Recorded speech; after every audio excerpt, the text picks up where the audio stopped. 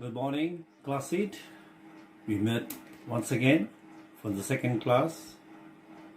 So today our main objective would be to learn what is a monologue, about the author Elizabeth Jennings, and we would be doing the Earthworms monologue, the first 4 lines.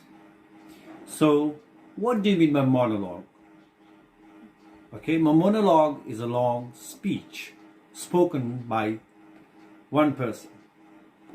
Okay, suppose today if you are sad and you grumble all along by yourself, so you are talking to yourself about your problem and you will be solving your problem talking to yourself. So this is an example of a monologue. But to tell you in detail, let me give you one more example of a monologue. But soft, what light through yonder windows break? It is the east, and Juliet is in the sun. Arise, fair sun, and kill the envious moon, who is already sick and pale with grief. Oh, that I wore a glove upon the hand, that I might touch that clay. So this extract is taken from Romeo and Juliet. Now, about the author Elizabeth Jennings. She was born July 18, 1926 and died on October 26, 2001, and she was an English poet. She published her first collection of poetry in 1953. Jennings wrote over 20 books on poetry, including new collection poems in 2002. Jennings' early poetry was published in journals such as Oxford Poetry, New English Weekly, The Spectacular or The Spectator, Outpost and Poetry Review, but her first book was not published until she was 27. The lyrical poet she cited as having influenced her book were Hopkins, Auden, Grave, and Moore. A Way of Looking won the Somerset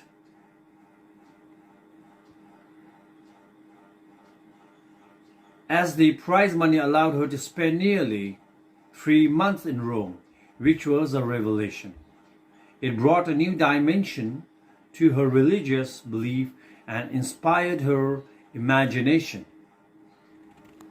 So, this is a brief, I would say, introduction about Elizabeth Jennings. So, as we proceed further, we would do the Earthworms monologue, which I will be reading it for you. Birds prey on me. Fish are fond of my flesh. My body is like a sausage. It licks and snacks. Senior splendor and color. Yes, I am absurd. Yet I also till and soften the soil prepare. The way for flowers, spring depends upon me, at least a little. Mock me if you will, cut me in half, I'll come together again. But haven't you felt a fool, hated your shade, wanted to hide? If so, I am your friend. I would sympathize with you were I not so busy. But bend down over me, you who are not yet tall, and be proud of all you contain in a body so small.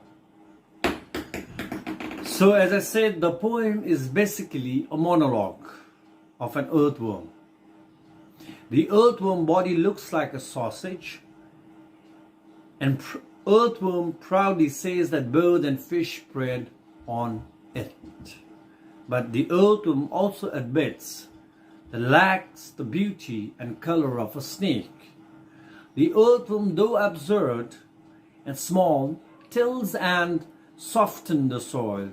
It prepares the soil for spring so that new flowers and plants may grow. Okay, the earthworm is unique because when it is cut into half, it can come back to itself.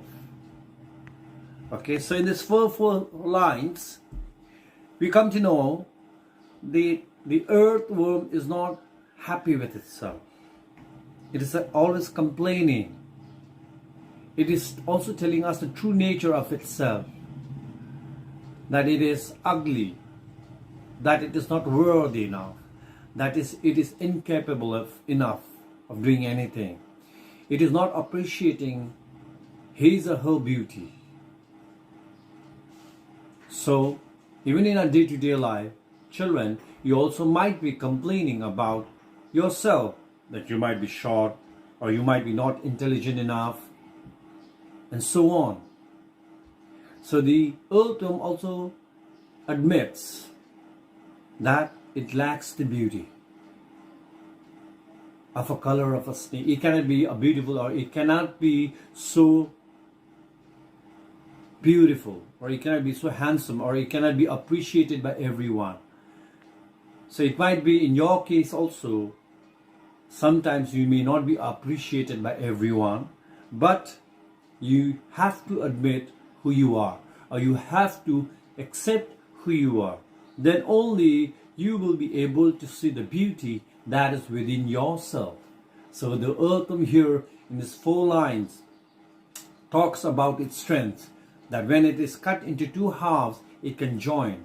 So I believe you have your positive, you have your strengths, you have your weakness. So in these lines, it tells us to focus on our strengths, what we can do in future, what we can learn, or how can we learn about things. It teaches about our own perspective of looking things in a positive and a beautiful manner.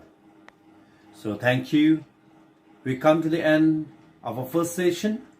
In the second session, we would be completing the second half of the monologue,